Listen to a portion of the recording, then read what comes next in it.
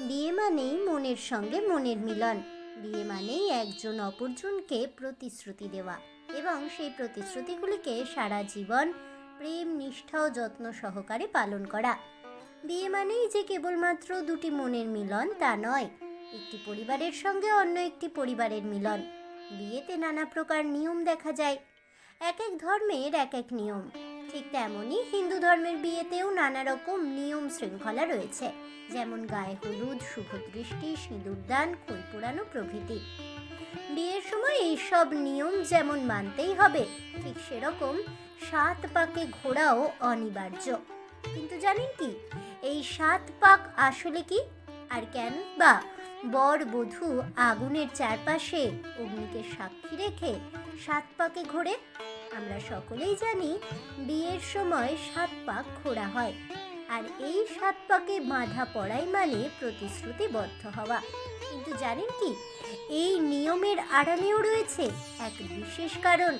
বন্ধুরা, এই সব তথ্য জানতে অবশ্যই ভিডিওটি স্কিপ না করে শেষ পর্যন্ত দেখতে থাকুন। নমস্কার বন্ধুরা, অজানার পথের নতুন পর্বে আপনাদের সকলকে স্বাগত জানাই। আগুনের চারপাশে 7 পাক ঘোরা হয় বিয়েতে অগ্নি দেবতাকে সাক্ষী রাখার জন্য। অগ্নি দেবতাকে সাক্ষী রেখে সারা জীবনের জন্য কিছু অঙ্গীকার করা হয়। এই অঙ্গীকার স্বামী স্ত্রীর প্রতি ও স্ত্রী স্বামীর প্রতি খুব নিষ্ঠা সহকারে পালন করে। অগ্নি দেবতাকে সাক্ষী রাখা হয় কারণ 7 পাক ঘুরে যে অঙ্গীকারগুলি নেওয়া হয় তার যেন কোনো অমর্যাদা না হয়। সারা জীবন যেন একে অপরের প্রতি দায়িত্ব, কর্তব্য, সত্য, সমর্থন, দুঃখ, কষ্ট সব জীবনের শেষ মুহূর্ত পর্যন্ত যেন পালন করে যেতে পারে। অনুসংহিতা, মহাভারত ইত্যাদি গ্রন্থে আমরা 6 থেকে 8 ধরনের বিবাহের উল্লেখ পাই। এই ধরনগুলোর আদি উৎপত্তি খুব সম্ভবত বেদের কল্প নামক সহায়ক থেকে। দর্শনগত দিকটি খুব সম্ভবত স্বরদর্শনের পূর্বমীমাংসা থেকে এসেছে। কল্পের সূত্রাকারের উপদেশগুলির ব্যাখ্যা দিয়ে যে বইগুলি তা ধর্মসূত্র নামে পরিচিত। ব্যাখ্যাকার বিভিন্ন হওয়ায় এলাকাভেদের কারণ থাকায় বিভিন্ন পদ্ধতি দেখা যায় বিবাহতেও।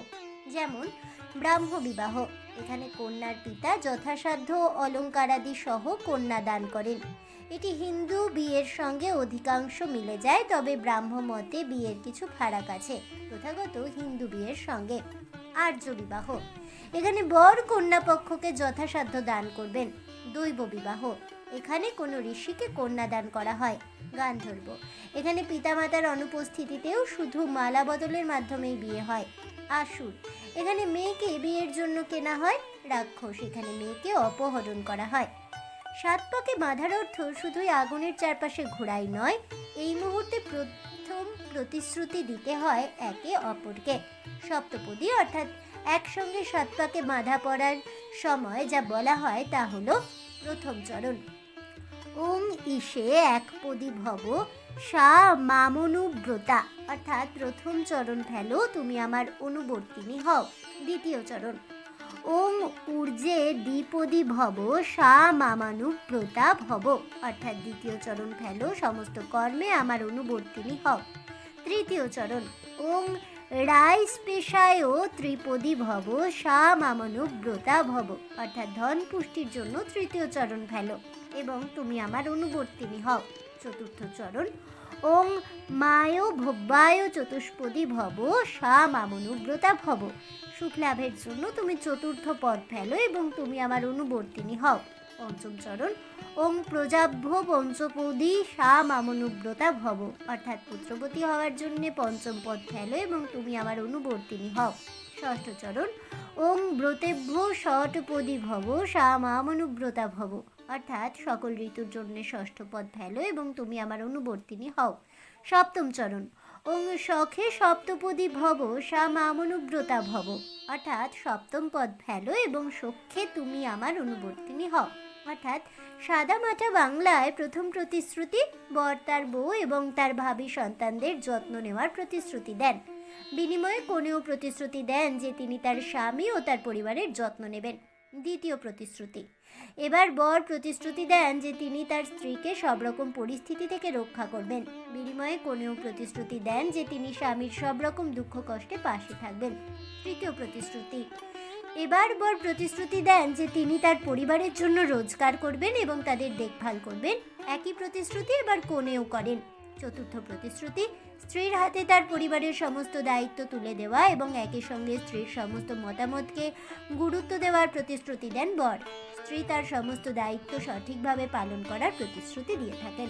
পঞ্চম প্রতিশ্রুতি, যে কোনো গুরুত্বপূর্ণ বিষয়ে স্ত্রীর সঙ্গে আলোচনা করার প্রতিশ্রুতি দেন বর। স্বামীকে সমর্থন করার প্রতিশ্রুতি দেন স্ত্রী।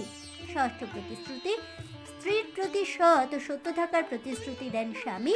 স্ত্রীও স্বামীর প্রতি সত্য থাকার প্রতিশ্রুতি দিয়ে থাকেন। সপ্তম প্রতিশ্রুতি, শুধু স্বামী হিসেবেই নয়, বন্ধু হিসেবেও সারা জীবন স্ত্রীর সাথে পাশে থাকার প্রতিশ্রুতি দিয়ে থাকেন বর। বিনিময়ে স্ত্রীও স্বামীর সঙ্গে সারা জীবনের শেষ মুহূর্ত পর্যন্ত থাকার প্রতিশ্রুতি বদ্ধ হন এবং দুজনেই একে অপরের প্রতি সখ্যতা ও অঙ্গীকারবদ্ধ হয়ে থাকেন। আজ এ পর্যন্তই।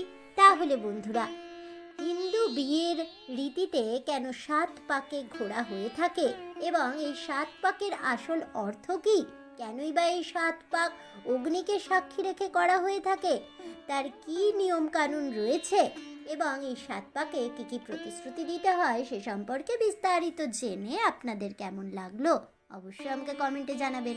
ভিডিওটি ভালো লেগে থাকলে লাইক শেয়ার করতে ভুলবেন না। আমার চ্যানেলের নতুন বন্ধু হয়ে থাকলে চ্যানেলটিকে সাবস্ক্রাইব করে দেবেন। পাশে থাকা বেল বাটনটি প্রেস করে রাখবেন নতুন ভিডিওর নোটিফিকেশন পাওয়ার জন্য। ফিরে আসছি পরবর্তী ভিডিও নিয়ে। ততক্ষণ সবাই ভালো থাকুন, সুস্থ থাকুন আর অবশ্যই সঙ্গে থাকুন আর দেখতে থাকুন অজানার পথে।